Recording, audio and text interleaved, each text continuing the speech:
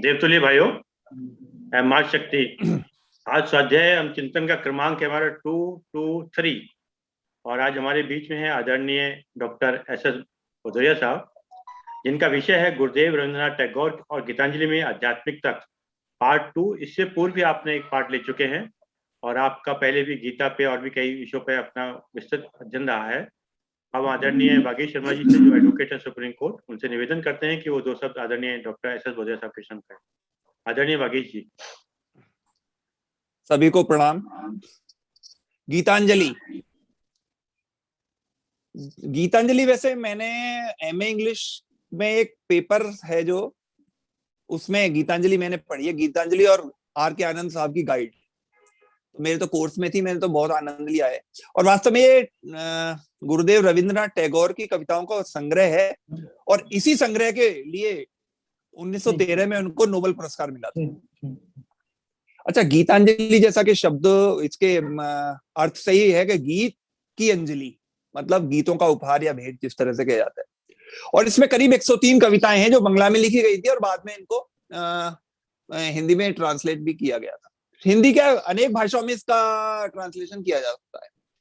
प्रकृति, प्रेम, ईश्वर के प्रति निष्ठा, आस्था और मानवतावादी मूल्यों के प्रति समर्पण के जितने भाव गुरुदेव रविंद्रनाथ टैगोर ने इस संग्रह में पेश किए हैं, वास्तव में वो एक पूरी सदी से, मतलब आप देख लीजिए पिछली 1 सदी से भी ज्यादा समय हो गया और अभी तक लोगों के मनोयोग में, दिलो दिमाग पर अभी तक छाए हुए हैं। अच्छा, गुरुदेव रविंद्रनाथ टैगोर ने न केवल गीतांजलि की, बल्कि वो विभिन्न विधाओं, संगीत में भी, चित्रकला में भी, और अंतिम सांस तक वो मां सरस्वती के सच्चे सपूत के रूप में उन्होंने साहित्य की सेवा की। हमारे भदौरिया साहब को बहुत बहुत बहुत साधुवाद है कि जिस तरह ये आध्यात्म से, प्रकृति से, पर्यावरण से, हर विषय पर बहुत ज्यादा अपनी कंसर्न रखते हैं। और मैं आज के उद्बोधन के लिए श्री भदौरिया साहब को आमंत्रित कर रहा हूं। श्री भदौरिया साहब।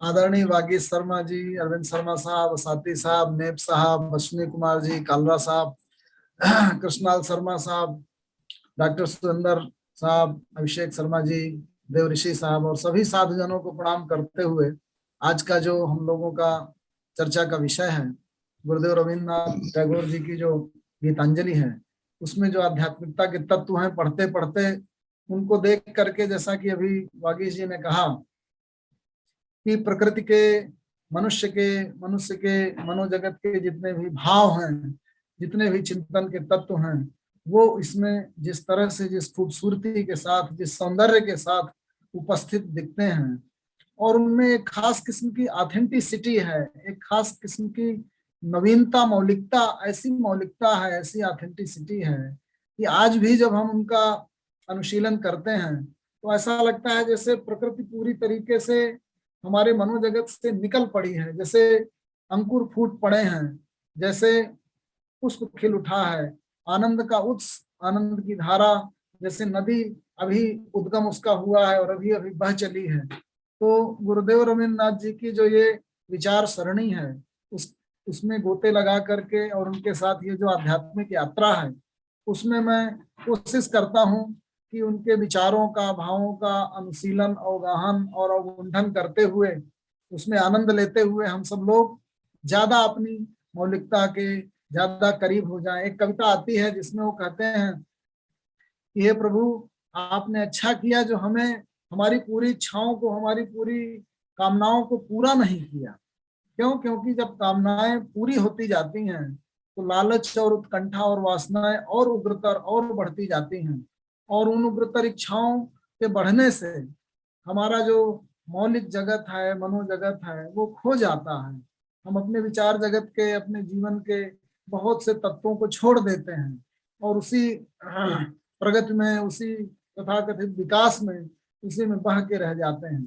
तो जीवन को और अधिक मौलिकता के साथ, पूरे आनंद के साथ जीने के लिए जरूरी है कि हमारे पास संतुलन रहे, हमारे पास भावों की इतनी अधिकता ना हो, इतनी संपत्ति ना हो, इतना धन ना हो, या इतना सब चीज की अधिकता ना हो कि हम अपने जीवन के पूरे सौंदर्य को खो दें। तो प्रथम जो हम लोगों का अनुशीलन हुआ गीतांजलि का, उसमें 1 से लेके 25 तक जो कविताएं हैं उनका हम लोगों ने अध्ययन किया था। आज हम लोग 26 से लेके 50 तक जो उनकी कविताएं हैं उनके माध्यम से प्रकृति, पुरुष, सौंदर्य और आध्यात्मिक तत्वों में पुनः थोड़ा थोड़ा विचार करते हुए चलेंगे। एक कविता आती है 50वीं कविता, जिसमें बड़ी खूबसूरती के साथ गुरुदेव कहते हैं, I had gone a begging from door to door in the village path when thy golden chariot appeared in the distance like a gorgeous dream, and I wondered who was this king of all kings. राजाओं के राजा प्रभु का मानो एक अवतरित रूप मेरे नजदीक आता जा रहा है, और मैं भिक्षुक बन करके और भिक्षा पात्र लिए हुए गांव के करीब जाता हूँ, और मैं देखता हूँ कि अपने रथ से उतरकर, कल्पना की पराकाष्ठा है कि अपने रथ से उतर करके प्रभु मेरे पास आते हैं और मुझसे कहते हैं कि तुम मुझे कुछ दो।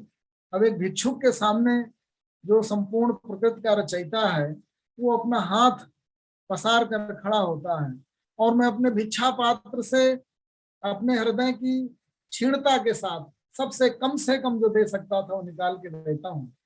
और शाम को जब मैं जाकर के अपनी झोली को गिराता हूँ, तो मैं पाता हूँ कि मैंने जो दिया था मक्के के दाने, वो स्वर्ण रूप में बन करके और बिखर गए हैं मोतियों की तरह मेरे सामने। तो मैं रोता हूँ, मैं रोता जाता हूँ, बहुत रोता हूँ। मुझे दुख इस बात का होता है कि मैं इतना दीन क्यों था जब मैं दान कर रहा था इस प्रकृति के सम्मुख। जब मैं उस राजाओं के राजा को, जब प्रभु को मैं अर्पित कर रहा था, तो मैं इतना कंजूस था, मैं इतना दीन था, इतना क्षुद्र हृदय था। तो प्रकृति में जो दिया जाता है एक रूपक है। इस मेटाफर के माध्यम से बताना चाहते हैं गुरुदेव कि प्रकृति में जो भी दिया जाता है वही वापस होकर के हमारे सम्मुख आता है। हम अपनी शक्तियों को, अपनी क्षमताओं को, सबको भूल करके, दीनहीन हो करके, सबसे क्षुद्र रूप में, सबसे कंजूसी के साथ अपने जीवन को जीते हैं। तो प्रभु ने, ईश्वर ने प्रकृति में हमको जो शक्तियां दी हैं, उनका हम सदुपयोग करके, उनका पूर्ण प्रयोग करके, उनकी फुल फ्लावरिंग, उनकी पूरी सक्षमता के साथ अगर उसका हम प्रयोग करें संसार के कल्याण में, अपने कल्याण में, पूरे जीवन को जीने में, पूरे सौंदर्य बोध के साथ, तो हम जो करेंगे, जो चाहेंगे, वही हमें प्राप्त हो जाएगा। लेकिन हम क्या करते हैं, हम बहुत क्षुद्र हो जाते हैं। विचार करिएगा, यही क्षुद्रता और यही क्षुद्र हृदयता गीता में भगवान कृष्ण क्या कहते हैं, तम तथा कृपया विष्णुम असुपूर्णाकुले क्षणम विसीदंतम इदम वाक्यम वाचनम विशुद्धम। कृष्ण जब अर्जुन को देखते हैं कि इसका हृदय जो है वो क्षुद्र होता जा रहा है, तो कहते हैं क्लैब्यम इसम गमहन पार्थे ततु पद्धते क्षुद्रम हृदय दौर्बल्यम प्रत्युत्तिष्ठितम। तो जो हृदय की क्षुद्रता है उसकी आलोचना, उसके द्वारा जो उत्पन्न होने वाली समस्याएं हैं, और यही समस्या जब विभीषण राम की शक्ति पूजा में राम का उद्बोधन करते हैं तो यही कहते हैं कि तुम तो रघुकुल गौरव लघु हुए जा रहे, तुम इस क्षण तुम फेर रहे हो पीठ, हो रहा जब जयरण, कितना श्रम हुआ व्यर्थ, आया जब मिलन समय, तुम खींच रहे हो हस्त जानकी से। तो कहने का मतलब, जब आप प्रकृति में विचार करते हैं, विचरण करते हैं, जब अपनी क्रियाओं का संपादन करते हैं, तो अपनी शक्ति और अपनी क्षमताओं का पूर्ण सदुपयोग करते हुए ये जो पुष्प दिया है प्रभु ने, उसका पूर्ण पुष्पवन करें, पूरी तरह से फुल फ्लावरिंग करें, आनंदित हों, प्रकृति में कुछ छोड़े ना। हम एक धुन में, अपनी प्रकृति की धुन में जाकर के प्रकृति की बहुत चीजें छोड़ते जाते हैं, बहुत क्षुद्र हृदय हो जाते हैं। तो उसके प्रति चिंतन करते हुए गुरुदेव कहते हैं My hopes rose high and methought my evil days were at an end. पहले जब देखा प्रभु को, प्रकृति की विशदता को देखा, तो उनको लगा कि ईश्वर आएगा और बैठे बैठे ही मुझको सब कुछ दान कर देगा और मैं पूरी तरीके से एक जो है सम्राट बन जाऊंगा। लेकिन प्रभु का रथ आता है। The chariot stopped where I stood, thy glance fell on me, and thou earnest down with a smile. I felt that the luck of my life had come at last. Then of a sudden thou didst hold out thy right hand and say, what hast thou to give to me? ईश्वर खुद ही हमसे पूछता है कि आप हमें क्या देना चाहते हैं, हमें क्या प्रदान करना चाहते हैं। हमारे कार्य क्षेत्र में प्रकृति, हमारे जीवन क्षेत्र में हमारे आसपास के संबंधी, हमारा परिवार, हमारा समाज, हमारे प्रकृति हमसे खुद ही कहती है कि आप अपनी शक्तियों का सदुपयोग करिए, लेकिन हम वहां पे क्षुद्र हृदयमयी हो जाते हैं। उस क्षुद्रता को, उस तुच्छता को, उस दैन्यता को हमें छोड़ना है। न दैन्यम न पलायनम, जो कहा गया कि दीनता और पलायन करना प्रकृति ने हमको नहीं सिखाया, और यही प्रभुत्व है। धर्ममयी होकर, कर्ममयी होकर, आनंदमयी होकर, पूरे सौंदर्य के साथ अपनी संपूर्ण शक्तियों का सदुपयोग करना ही इस जीवन का, इस प्रकृति का उद्देश्य है, और हमें वो करना चाहिए। जब हम उससे बचते हैं तो इसका मतलब हम क्षुद्र हृदय होते हैं। एक बड़ी सुंदर सी कविता, और इसी को गीता में कहा गया, स्वे स्वे कर्मणि अविरतः संसिद्धिं लभते नरः। गीता का निचोड़ प्रस्तुत करते हुए भगवान कृष्ण 46वें श्लोक से 18वें अध्याय के 45वें श्लोक से लास्ट तक 78वें तक पूरा निचोड़ देते हुए कहते हैं, स्वे स्वे कहाँ पे ईश्वर की आराधना, ईश्वर की अर्चना कहाँ है? स्वे स्वे कर्मणि अविरतः संसिद्धिं लभते नरः स्वकर्म निरतः सिद्धिं यथा विन्दति पक्षिणः। अपने अपने कामों में संलग्न हो करके, आनंदमय हो करके ही व्यक्ति अपनी सिद्धि की प्राप्ति कर सकता है। और स्वकर्म निरत सिद्धि में अपने कर्म में निरत होकर के सिद्धि कैसे प्राप्त होती है? मानसिकता कैसी होनी चाहिए? कर्ममय होते वक्त वही निष्काम कर्मयोग की मानसिकता होनी चाहिए। यतः प्रवृत्ति भूतानाम येन सर्वमिदं ततम स्वकर्मणा तम अभ्यर्च्य सिद्धिं विन्दति मानव। जिस शक्ति से संपूर्ण सृष्टि की रचना और उद्गम होता है, उसे मस्तिष्क में रखकर अपने कर्मों के द्वारा उसकी अर्चना करना ही सिद्धि की प्राप्ति का संयोग बनता है। तो ये जो कर्ममयता है, अपनी शक्तियों का सदुपयोग है, उसके प्रति गीता से लेकर के और गीतांजलि तक लगातार भारतीय मनुष्यों ने इसको चिंतन किया। अब मनोजगत कैसा होना चाहिए? वो भक्तिमय होना चाहिए। तो हमें कर्ममयी होना है, भक्तिमयी होकर के, सममयी होकर, समत्वमयी होकर। एक और बड़ी सुंदर सी कविता है 49 में, जिसमें लघुता बोध होता है। व्यक्ति जब अपनी शक्तियों को देखता है तो बोलता है कि मैं तो बहुत छोटा सा इंसान हूँ, प्रकृति तो कितनी बड़ी है, कितने लाखों लाख, इतना बड़ा ब्रह्मांड है, इतनी मंदाकिनियां हैं, इतने ग्रह उपग्रह हैं, इतने लोग हैं, इतना बड़ा इतिहास है, इतना बड़ा विश्व है, मैं तो प्रकृति के सम्मुख बहुत छोटा स्वरूप हूँ। उसे लघुता बोध होता है, वो दीन होता जाता है, और उससे उसे खास किस्म का दुख होता है। उसके प्रति गुरुदेव अपने भाव व्यक्त करते हुए कहते हैं, you came down from your throne and stood at my cottage door. मेरी छोटी सी कुटी के द्वार पर प्रभु तुम आए और आकर के खड़े हो गए। मुझे तो सुदामा जैसा लघुता बोध होने लगा, लेकिन ईश्वर की महत्ता देखिए कृष्ण रूप में, कि धोती फटी सी लटी दुपटी और उपाय उपान को नहीं सामा, द्वार खड़ो दुज दुर्बल। तो दुर्बल जो है, फटी सी धोती पहने हुए सुदामा, लेकिन उसके अंदर एक भाव है। भाव क्या? मिलने का। कोई किसी तरीके की दीवार नहीं खड़ी रह गई। जब हम प्रभु से मिले तो बिना किसी दीवार के, बिना किसी लघुता बोध के, अपना पूर्ण मान कर, तो क्या होता है? I was singing all alone in a corner and the melody caught your ear, you came down and stood at my cottage door. तुम मेरी कुटी के द्वार पर आए और खड़े हो गए। और मैं क्या सोच रहा हूँ, masters are many in your hall. तुम्हारे इस बड़े दरबार में तो इतने सारे महासंगीतकार, इतने बड़े बड़े विराट व्यक्ति हैं। एंड सॉन्ग्स आर संग देयर एट ऑल आवर्स। जो नौबत बजती रहती है पूरे समय, वो तुम्हारे दरबार में बजती रहती। मेरा कहाँ छेड़ स्वर, न कारखाने में तूती की आवाज है तो गुम हो जाएगा। मैं क्यों हूँ यहाँ पे? मेरे अंदर जो लघुता बोध आया, जिसमें दीनता भरा, उससे मैं पलायन करने लगा इस जगत से। But the simple carol of this novice struck at your love. लेकिन एक छोटा सा स्वर, जो छोटी सी मेरी पुकार थी, मेरी करुणामयी जो स्वर था, वो तुम्हारे कानों में पहुंचा और तुम मेरी तरफ अपनी बाहें फैला करके आ गए। One plaintive little strain mingled with the great music of the world. मानो जैसे ब्रह्मांड के स्वर के साथ मेरी छोटी दर्दमय पुकार मिल गई हो। वो आनंद मुझे प्राप्त हुआ जब मेरा स्वर ब्रह्मांड के स्वर से मिश्रित हो गया। One plaintive little strain mingled with the great music of the world, and with a flower for a prize you came down and stopped at my cottage door. तुम मेरी स्कूटी के द्वार पर आए अपना पुष्प लेकर, अपना प्रेम पुष्प लेकर।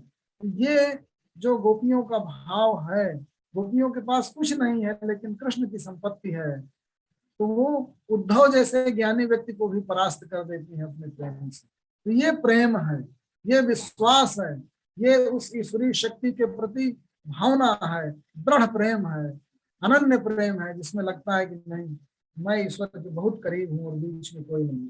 तो मैं जो भी हूँ, कितनी भी छोटी चींटी हूँ इस ब्रह्मांड में, इस इतिहास में, इस विश्व में बहुत शक्तिमय लोग हैं, लेकिन मैं उसके बहुत करीब हूँ क्योंकि मैं उसी का हूँ और वो मेरा है। इस भाव से जब हम मिलते हैं प्रभु से, तो हम जो भी अपना छोटा सा दीप अर्पित करते हैं, दीप दान करते हैं, तो वही परम बन जाता है।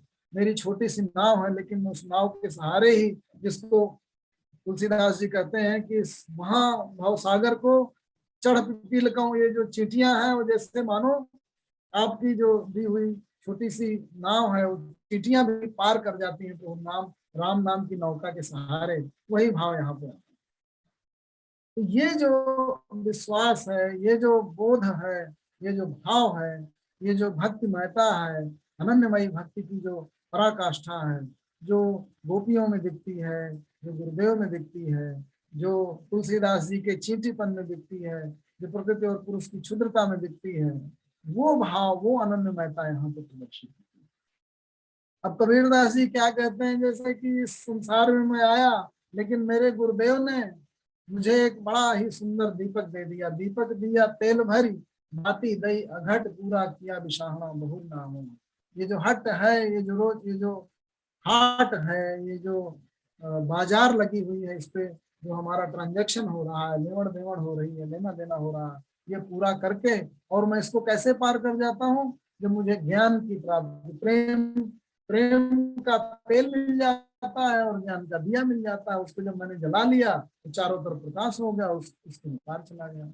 ये जो भाव है, इसको गुरुदेव कहते हैं सुंदर सी कविता में, the morning sea of silence broke into ripples of bird sound. सुबह होती है, सुबह होते ही मानो जैसे ये ब्रह्मांड रूपी समुद्र है और उसमें इन पक्षियों की चहचहाट एक लहर की तरह से फैल गई, और उसके बाद विश्व का व्यापार चल पड़ा। लेकिन उससे पार जाने के लिए, उसे पार करने के लिए, संसार में विचरण करते हुए भी अगर मेरे अंदर वो भक्तिमय भाव है, तो ये सब कुछ कितने आनंद के साथ, कितने सौंदर्य के साथ पूरा होता है। वो भाव कहते हुए कहते हैं, and the flowers were all merry by the roadside, and the wealth of gold was scattered through the rift of the clouds, while we busily went on our way and paid them। तो लोग क्या करते हैं, सारी जो संपत्ति है संसार की, ब्रह्मांड की सौंदर्यमय जितनी प्रदत्त शक्तियां हैं, जो आनंद है, जो सौंदर्य है, उसको भूलकर हम अपने एक ही वासनाओं और आकांक्षाओं को पूरा करने के मार्ग में बहे चले जाते हैं। हम पता नहीं कहाँ चले जा रहे हैं, पता नहीं क्यों किए जा रहे हैं, क्या किए जा रहे हैं, क्यों रोज रोज ऐसी चीजें करते हैं जिसमें हमारी चेतना और हमारी जो कॉन्शियसनेस है वो अपनी पूर्णता के साथ नहीं देती। तो हम जो करें वो होश में होकर करें, समत्वमय भाव के साथ करें, निष्प्रह होकर करें, अनअटैच्ड होकर करें और आनंदमय होकर करें। ये सबसे बड़ा भाव है।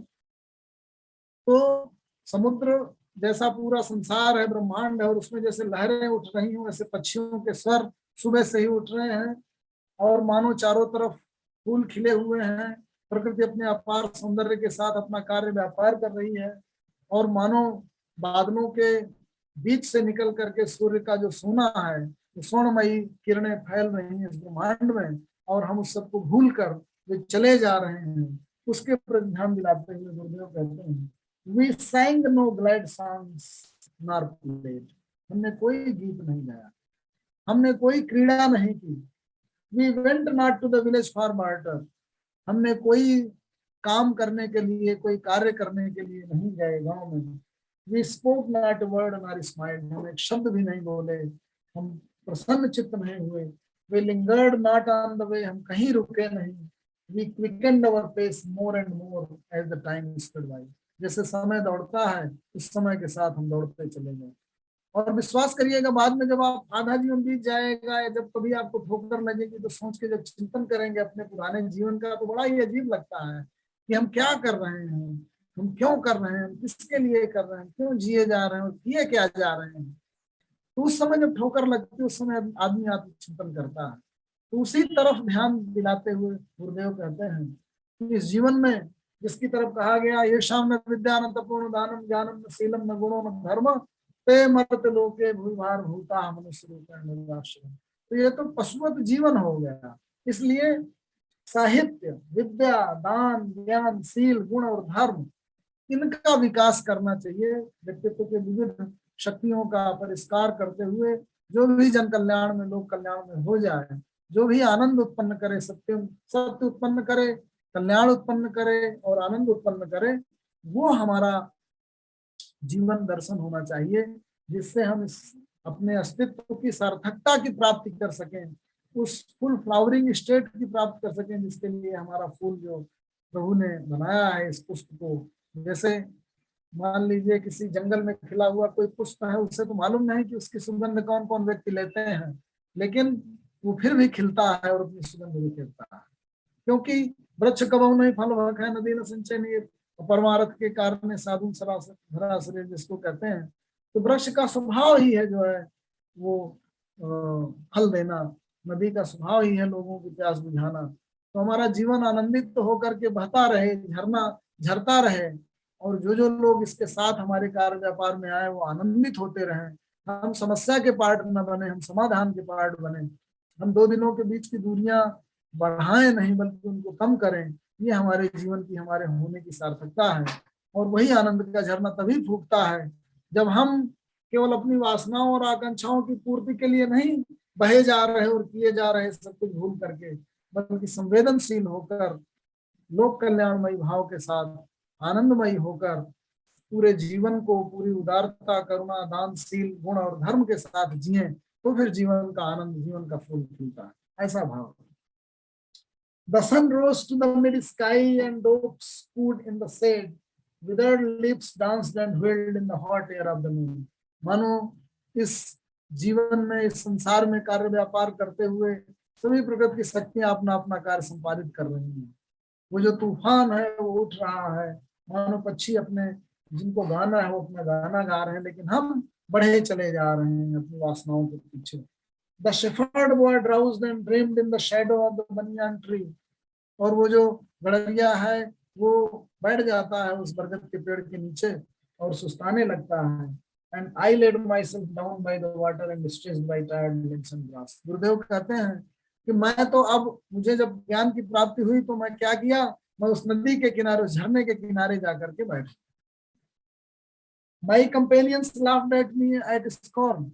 मुझे उपहासपूर्ण ढंग से मेरे साथियों ने देखा कि अरे ये तो बैठ गया, ये तो दौड़ ही नहीं रहा, ये तो संसार की जो भाग दौड़ है, जो धन कमाने की, संपत्ति की होड़ है, ये तो उससे बाहर हो गया। They held their heads high and hurried on. वो अपना सर ऊंचा किए हुए गर्व से और क्षिप्र ढंग से और तेजी से भागते रहे, भागते रहे। They never looked back nor rested. वो कभी रुके ही नहीं, उन्होंने कभी क्षण भर रुक करके ठहर कर देखा ही नहीं। They vanished in the distant blue haze. पता नहीं किस इस नीले आसमान में वो खो गए। देखिए इतिहास में कितने बड़े बड़े लोग आए हैं, उन्होंने राज किया है। ऐसे अलेक्जेंडर जैसे लोग आए हैं जिन्होंने इतना इतना संसार जीता और खत्म हो गए, क्या मिला? कुछ भी नहीं। तो जो क्षण भर रुक करके अपने जीवन का अंतर्दर्शन करता है, निदर्शन करता है, अंतर मंथन करता है और देखता है कि क्या सार्थकता है इस मेरे कर्म की, एक एक कर्म की, मेरे पथ की क्या सार्थकता है। हो सकता है वहीं पे ठोकर लग जाए, वहीं पे उसे ध्यान आ जाए, वहीं पे उसे संतो भाई आई ज्ञान की आंधी और भ्रम की थाती सकल उड़ानी माया रहन, वही माया जो है वो चली जाए और भ्रम की जो काटी उड़ जाए उस ज्ञान की आंधी से। तो कुल मिलाकर के गुरुदेव ये चाहते हैं कि व्यक्ति चिंतन करे, विचार करे, सोचे, ठहरे, रुके, आनंदित हो प्रकृति के साथ, संबंधों के साथ, लोगों के साथ, अपने जीवन के साथ, और फिर उसके जीवन से जो सुगंध बिखरेगी उससे समाज का कल्याण होगा, उस व्यक्ति का स्वयं का कल्याण होगा।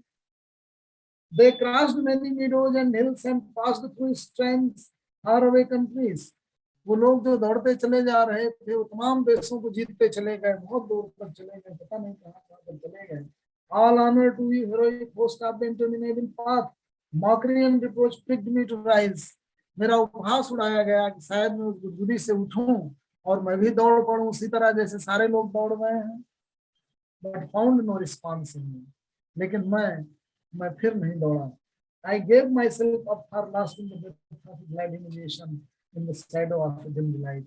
मैं बैठा रहा और बैठा रहा और मैं क्या देखता हूँ, the repose of the sun embroidered green bloom slowly spread over my heart.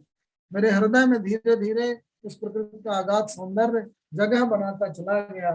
I forgot for what I had traveled. मैं ये तक भूल गया कि मैं कहाँ जा रहा हूँ और क्यों जा रहा हूँ प्रकृति के साथ एक मिनट करके। And I gave myself up for lost in the depth of glad humiliation in the shadow of dim delight. And I surrendered my mind without struggle to the maze of shadows and sounds. मैं उन गीत की धुनों में, उन प्रकृति की धूप और छाया के बीच में बैठ करके खो गया और मैंने क्या पाया? At last when I woke from my slumber and opened my eyes, I saw thee standing by me. मैंने अपने नजदीक उस ईश्वर को खड़े हुए पाया। Flooding my sleep with thy smile. मेरे नींद में वो आनंद बरसा रहा था। How I had feared that the pain was long and wearisome and the struggle to reach thee was hard. मैं तो सोचता रहता था कि ईश्वर पता नहीं कहाँ होगा, खूब खोजता रहता था, उसे देखता रहता था, लेकिन वो तो मेरे इतना करीब था, मेरी नींद में था, मेरे जागरण में था, मेरे नजदीक था, मेरे करीब था। और मैंने जब उसका अनुशीलन किया, उसको पाया, उसका निदर्शन कर पाया, तो मेरी मानो मेरे ज्ञान चक्षु खुल गए। ये जो जब बोध आता है व्यक्ति को, जब उसे पता चल जाता है कि कस्तूरी कुंडली बसे अमृत ढूंढे बनवाए, ऐसे घट घट राम हम दुनिया देखत नाई। वो तो कस्तूरी अपनी कुंडल में, तो कहाँ है? हमारे ही समत्वमयता में है, हमारे ही कर्मों में है, हमारे ही आनंद बोध में है, हमारे ही सम्यक भाव में है। सत्यम शिवम सुंदरम की मनोमयी अवस्था के साथ कर्ममयी होते हुए जीवन जीने में है, हमारे ही जागरण में है, हमारे ही लोक कल्याणमयी कर्मों में है। ऐसा भाव और ऐसा बोध जब हो जाता है तो व्यक्ति फिर जो भी करता है वो अच्छा ही करता है।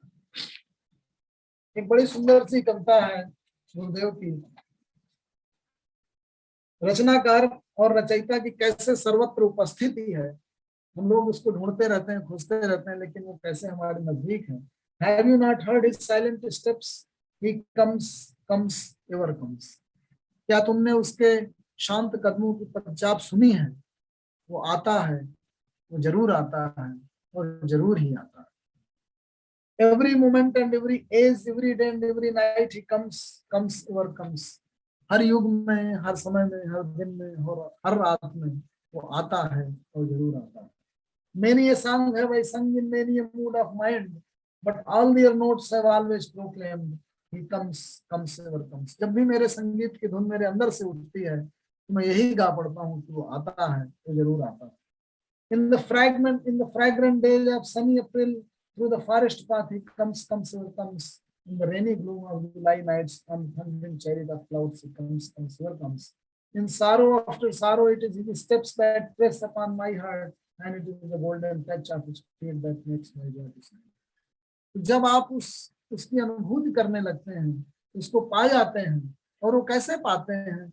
जब मेरा मैंपना खो जाता है, जब मैं था तब हरि नहीं, ये जो हरि की दूरी है वो मैं के होने से है। उस दिन काला साहब ने बहुत ही सुंदर शब्दों में इस चीज की व्याख्या की थी कि कैसे जब मैं होता है, जब अहम की अधिकता होती है तो कैसे वो दूर होता है। जब मैं था तो हरि नहीं, अब हरि है मैं ना ही, सब अंधियारा मिट गया जब दीपक देखने में।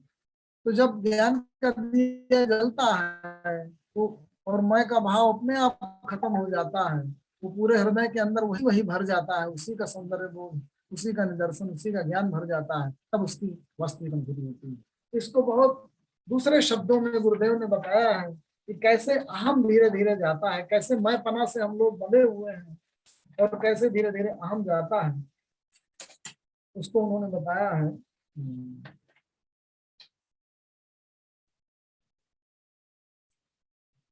Let only that little be left of me whereby I may name thee my own. मेरे अंदर मेरा मैंपना धीरे धीरे कम होता जाए। Let only that little be left of me, और मैं बहुत थोड़ा सा बचूं अपने पास। Let only that little be left of me whereby I may name thee my all, कि मैं तुम्हें ही अपना सब कुछ मानूं। Let only that little be left of my will whereby I may feel thee on every side. मेरे अंदर मेरा मैंपना इतना कम रह जाए कि मैं सर्वत्र तुम्हारी ही उपस्थिति देखूं, and come to thee in everything and offer to thee my love every moment. मैं सब कुछ में तुम्हें देखूं, मैं हर क्षण अपना सब कुछ कर दूं।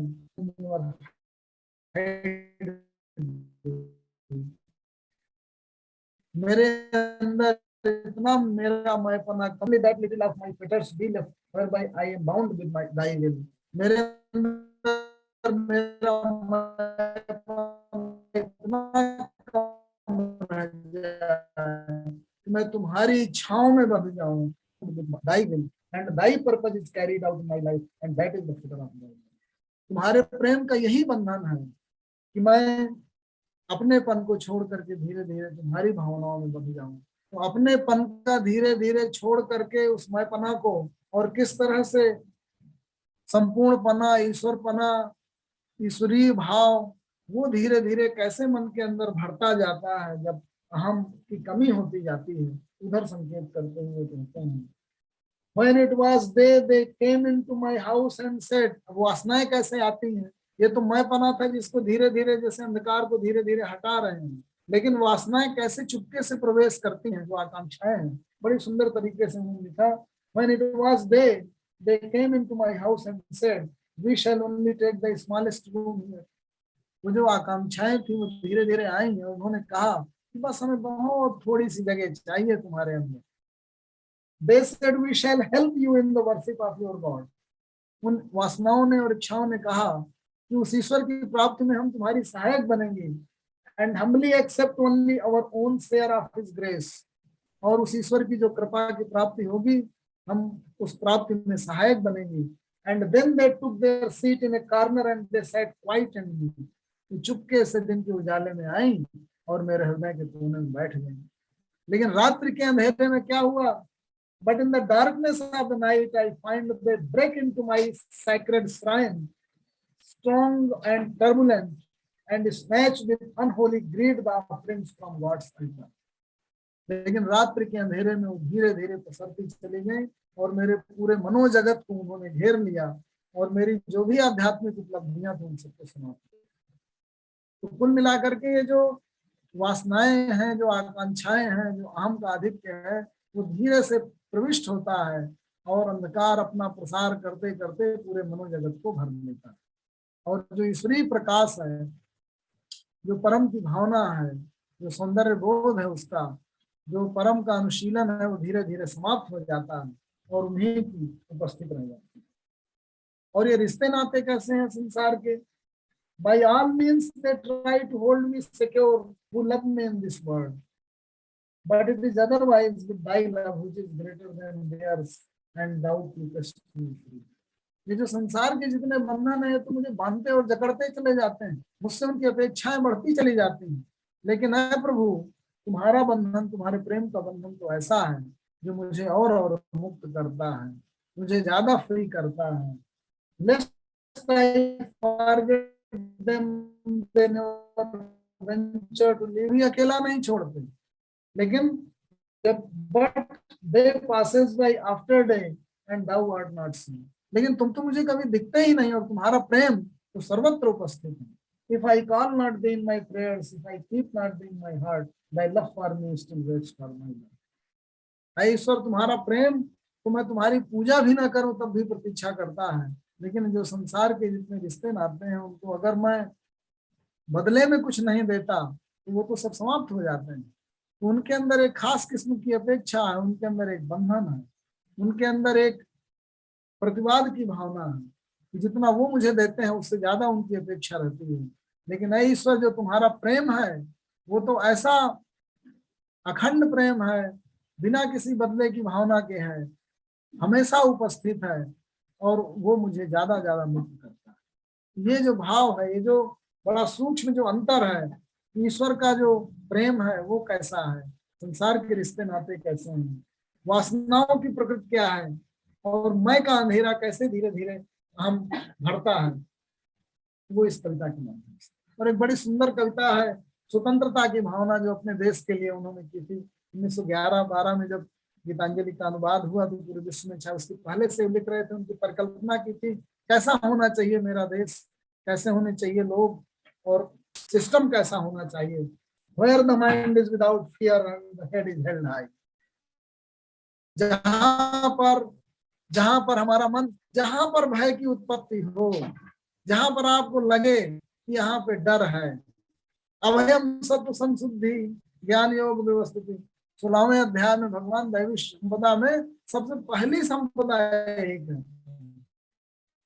जहां निर्भयता आए, जहां सुदामा को कृष्ण से डर लगने लगे, समझिए वहां प्रेम नहीं। जहां गोपियां अपने आप को गरीब दमित महसूस करने लगे, अकिंचन महसूस करने लगे, समझिए वहां प्रेम नहीं।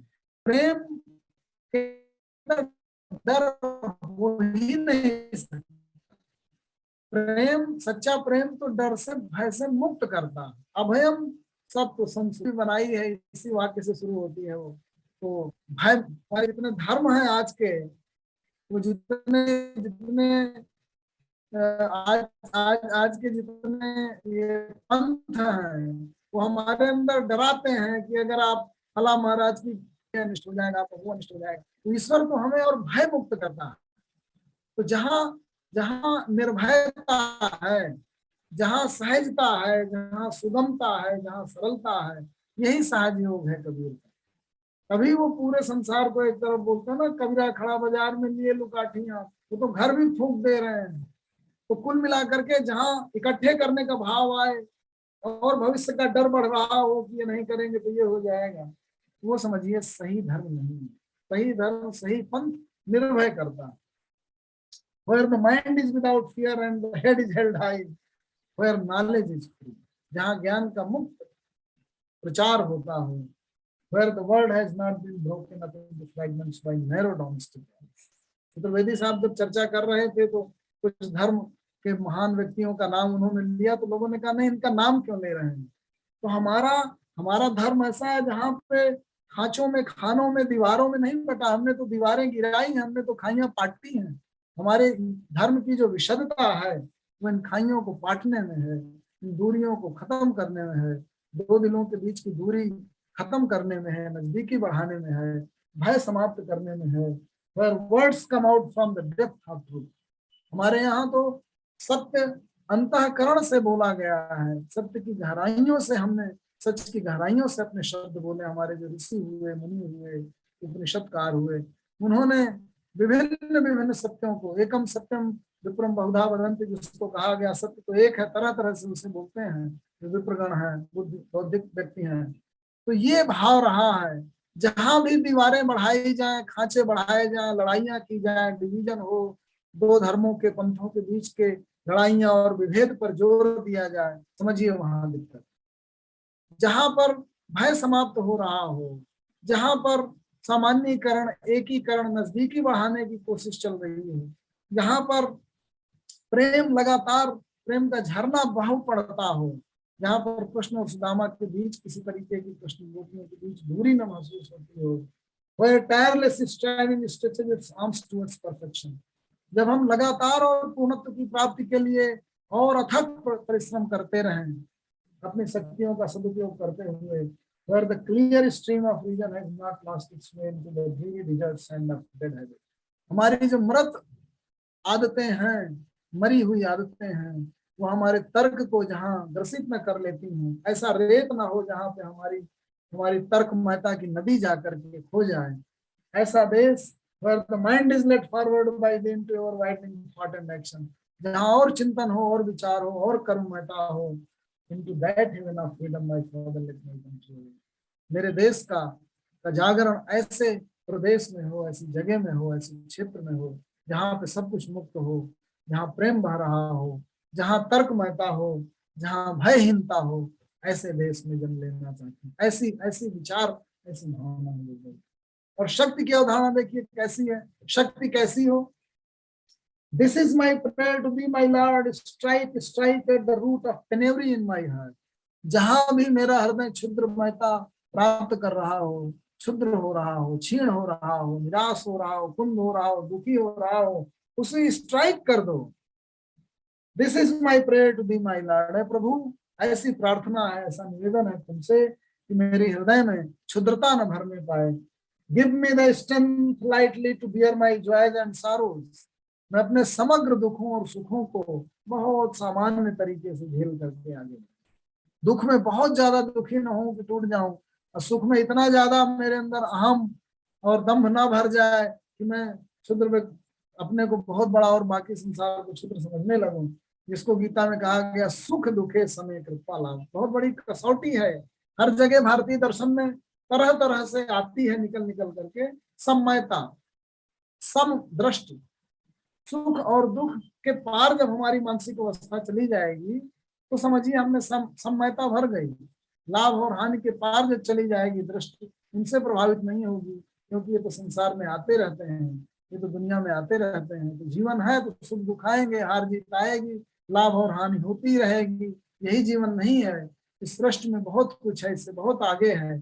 जब ऐसा भाव हृदय में भर जाएगा, ऐसी परममयता के साथ आपका जुड़ाव हो जाएगा, योग हो जाएगा, ऐसी स्थिति की ओर गुरुदेव कहते हैं, give me the strength lightly to bear my joys and sorrows. Give me the strength to make my love fruitful in service. सेवा परमो धर्म जिसे कहा गया जैन धर्म में, बौद्ध धर्म में, रामकृष्ण मिशन में, कि हम अपनी समस्त शक्तियों को फ्रूटफुल, ऐसा प्रेम भाव हो जाए कि हम अपनी समस्त शक्तियों को जन कल्याण में, दूसरे के कल्याण में, सृष्टि के कल्याण में अर्पित कर दें। Give me the strength to make my love fruitful in service. Give me the strength never to disown the poor or bend my knees before insolent might. मैं गरीबों का तिरस्कार न करूं और इस शक्तिमयता के सम्मुख घुटने न टेक। दोनों तरह से सम्मयता मेरे अंदर इस तरीके का भाव जागृत हो जाए कि मैं गरीबों को छोड़ू ना, दिन दुखियों को अपनाऊं, और जो बहुत अपने को शक्तिशाली समझ करके दम्भमय हो रहा है उसके सामने घुटने न टेकूं। ऐसी शक्ति की आकांक्षा है। Give me the strength to raise my mind high above daily trifles. जीवन की जो रोजमर्रा की जिंदगी में जो छोटी मोटी चीजें हैं उसमें उलझ कर न रह जाऊं, उससे बड़ी जो प्रकृति की विराटता है उसके दर्शन कर पाऊं, मैं उसे देख पाऊं, निहार पाऊं, जान पाऊं, सोच पाऊं, और अपने अंदर उस विशाल हृदयता को समाहित करते हुए अपने अंदर उसको भर करके, और फिर मेरा जीवन इस तरह से बूंद से समुद्र बन जाए, जिसे कबीरदास जी कहते हैं, हेरत हेरत हे सखी रहा कबीर हेराई, अब बूंद समानी समुद्र में सोकत घूरी जाए। मेरा जो अहम है वो समुद्र में मिल गया, घुल गया, और मैं विराट हो गया। तो जब हम डे टू डे की रोजमर्रा की जिंदगी में उलझ करके और ज्यादा हममयी, मैमयी और चीजों को प्राप्ति में उलझ जाते हैं, वासनाओं की पूर्णता में उलझ जाते हैं, तो निटी ग्रिटी में और जिसे कहते हैं माइक्रो मैनेजमेंट में जब हम उलझ जाते हैं तो मैक्रो जो व्यू है वो खो जाता है। छोटी छोटी दिक्कतें, दुख, लाभ, हानि, सुख दुख, जय पराजय तो आती रहती हैं। जीवन बहुत विराट है, बहुत विशद है।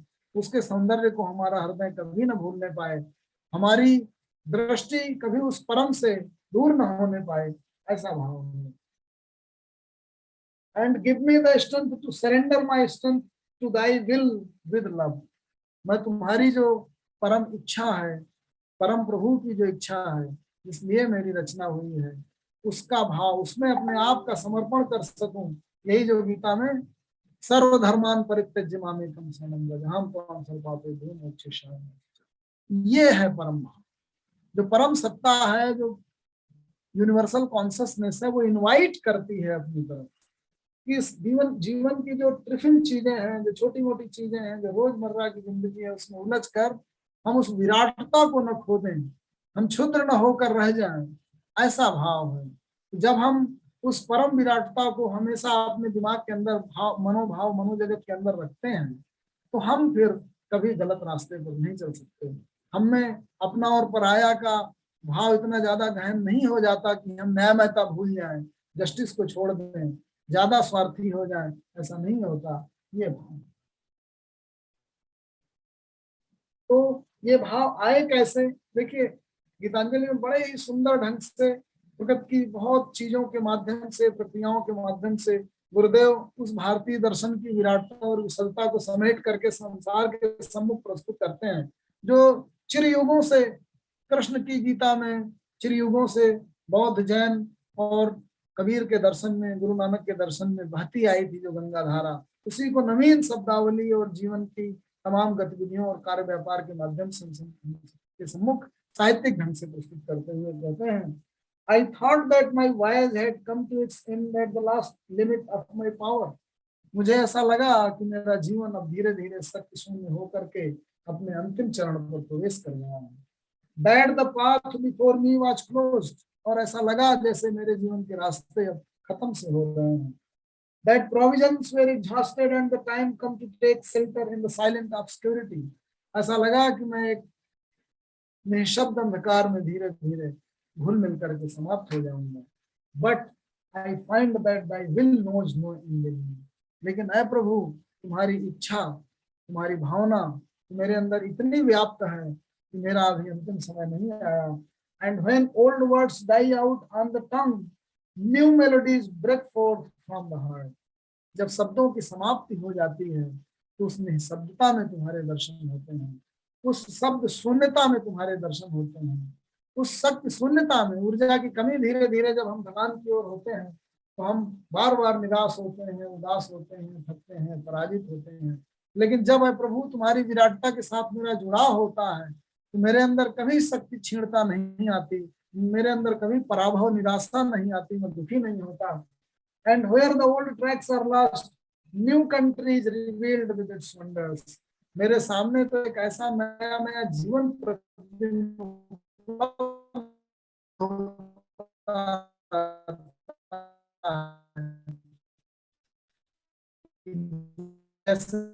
तुमसे जुड़कर शक्तिमान हो गया हूँ। कुल मिलाकर के आप निराशा से ग्रसित हो, पार्ट है जिसके आप अंश हैं, जिसका अंश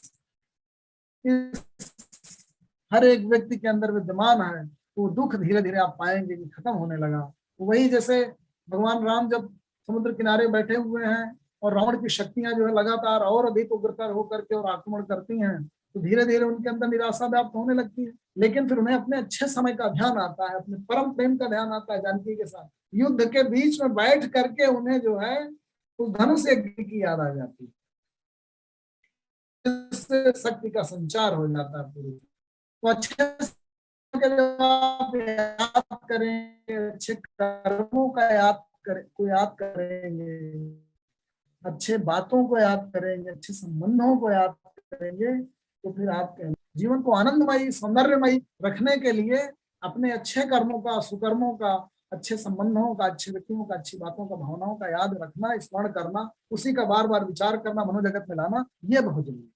ये जब चला जाएगा तो सोचिए रचनात्मकता चली गई, वो ईश्वर चला गया। ईश्वर तत्व ऊर्जा में है, आनंद में है, सौंदर्य में है, कल्याण में है, समत्व में है। तो वो भाव जब आप अपने अंदर रखें और ये समझें कि ये जो भी है वो सब उसी का दिया हुआ है, मेरा तो कुछ नहीं है, मैं तो एक ट्रस्टी बनकर आया हूँ, और फिर आपके अंदर जो सौंदर्य बोध भरने लगे, जो भाव भरने लगे, जो ऊर्जा महता भरने लगे, समझिए कि फिर आप परमोत्पादकता की ओर अपने पूर्ण जो आपका जो अपनी उत्पादकता, अपनी शक्तियों की क्षमता है, उधर बढ़ेंगे और ज्यादा आनंदमय होंगे, सार्थक होंगे, निरोग होंगे।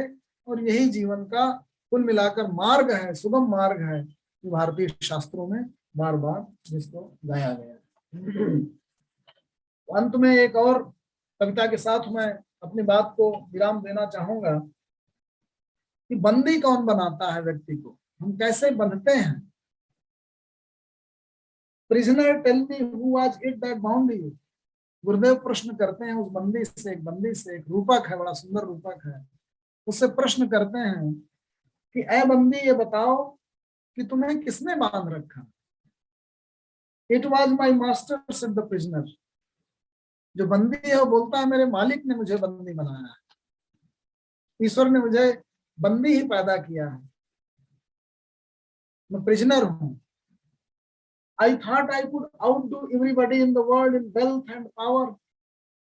मैं धीरे धीरे जब अपनी शक्तियां मेरे अंदर आने लगी तो मुझे लगा कि मैं जीवन में इतनी शक्तियां अर्जित कर लूं, इतना धन और इतनी संपत्ति अर्जित कर लूं कि मैं सबके आगे चला जाऊं, मैं सब कुछ प्राप्त कर लूं, अलेक्जेंडर की तरह पूरे विश्व को जीत लूं और ज्यादा बड़ा हो जाऊं। And I amassed in my own treasure house the money due to my king. और मैं उतना धन इकट्ठा करता चला गया जो मेरी थी ही नहीं। When sleep overcame me, I lay upon the bed that was for my Lord, and on waking up I found I was a prisoner in my own treasure house. मैं सोते सा जीवन जीता रहा, चेतना शून्य जीवन जीता रहा, अंधी दौड़ दौड़ता रहा, सब कुछ इकट्ठा करता रहा, और अंत में मैंने पाया कि मैं खुद ही अपने द्वारा एकत्रित किए गए धन का बंदी बन गया। जैसे गाय खूंटे से बंधी होती है, वो कोशिश करती है, वैसे हम अपनी संपत्ति से बंध जाते हैं। हम घर बनाते हैं और घर से ही बंध जाते हैं, उससे बाहर नहीं निकल पाते। इतनी संपत्ति अर्जित करते हैं, इतना घर में मान लो जगह सामान भर देते हैं कि अपने रहने की जगह नहीं बचती। वो सामान हमें बांध लेता है अपने से, हम उसके मालिक नहीं है, वो हमारा मालिक बन जाता है। तो हमारी संपत्ति, हमारी पावर, हम उसके स्वयं के गुलाम बन जाते हैं। Prisoner tell me who was it that wrought this unbreakable chain. जब ठोकर लगती है तो फिर से गुरुदेव पूछते हैं कि ऐ बंदी आप सोचो, अब बताओ कि तुम्हें इन जंजीरों में, दास्ता की जंजीरों में किसने जकड़ रखा है। अब उसे ठोकर लग गई है, उसे ज्ञान प्राप्त हो गया, तो कहता है, it was I, said the prisoner, who forged this chain very carefully. I thought my invincible power would hold the world captive, leaving me in freedom. मैं सोचा था कि मैं सबको अपने पराधीन बना करके सबका शासक बन जाऊंगा, इसलिए मैं शक्तियां इकट्ठा करता रहा।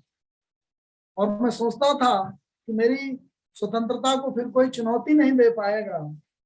तो I thought my invincible power would hold the world captive, leaving me in a freedom undisturbed. Thus, night and day I worked at the chain with huge fires and cruel hard strokes. मैंने खूब अग्नि जलाई और खूब जोर जोर से मैंने ये जो हथौड़ा है उसको चलाया। When at last the work was done and the links were complete and unbreakable, I found that it held me in its grip. Last मैंने देखा कि मैं ही उन जंजीरों का बंदी बन गया हूँ जो मैंने खुद ही बनाया है।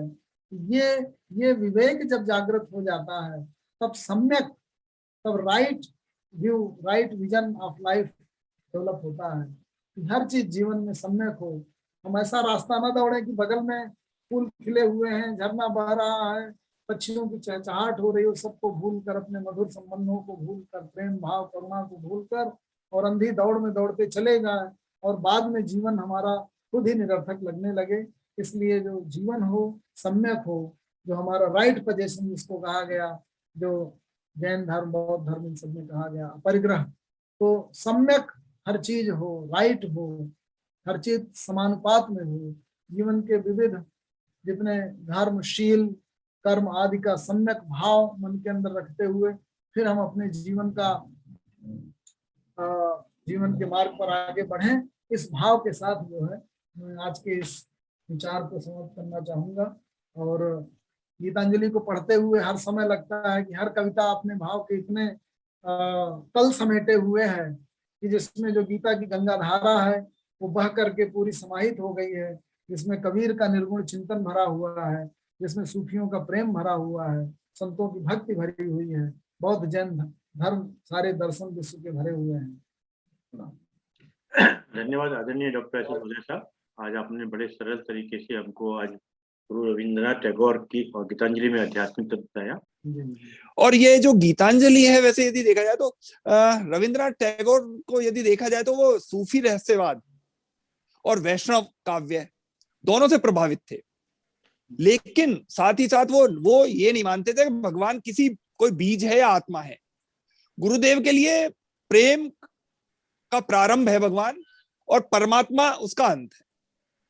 वो कहते थे प्रेम, भगवान जो है प्रेम से आरंभ होता है, और जब परमात्मा में आदमी विलीन हो जाता है वो उसका अंत होता है।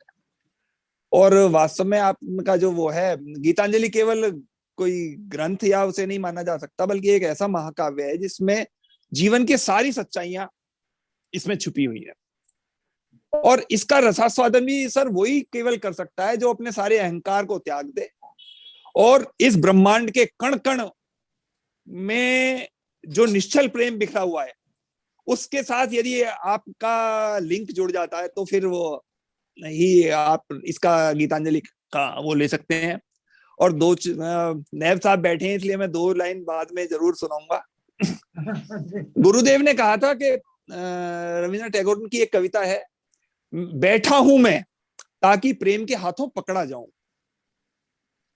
लोग किया करते हैं मेरी निंदा, झूठ नहीं है, शिरोधार्य कर मैं उन सब के बीच रहूं सबसे नीचे, शेष हुई अब शाम की बेला, मेला रहा ना क्रय विक्रय का, आए थे जो मुझे बुलाने वो सरोष लौटे हैं। उन्हें गुस्सा के साथ, जो मुझे बुलाने आए थे वो उन्हें गुस्सा के साथ वो लौट गए हैं। बैठा हूं, आए थे जो मुझे बुलाने सरोष अब लौटे हैं, बैठा हूं मैं ताकि प्रेम के हाथों पकड़ा जाऊं, बैठा हूं मैं ताकि प्रेम के हाथों पकड़ा जाऊं। आपका बहुत बहुत बहुत आभार।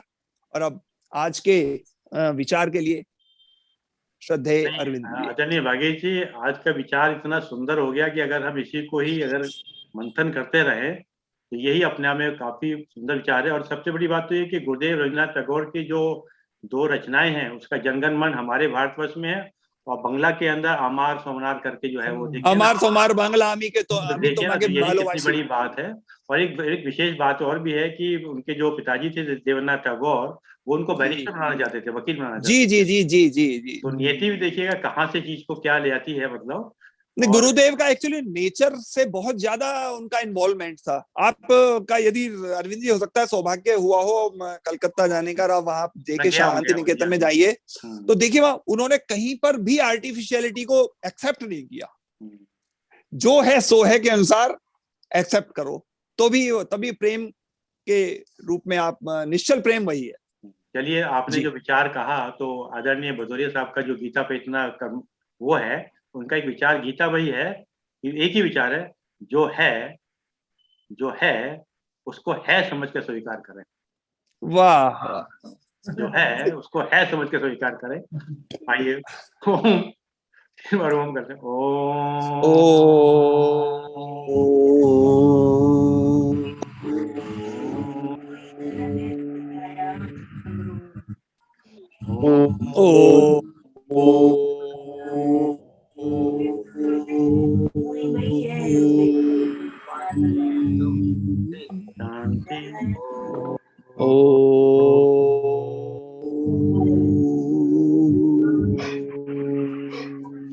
शांति।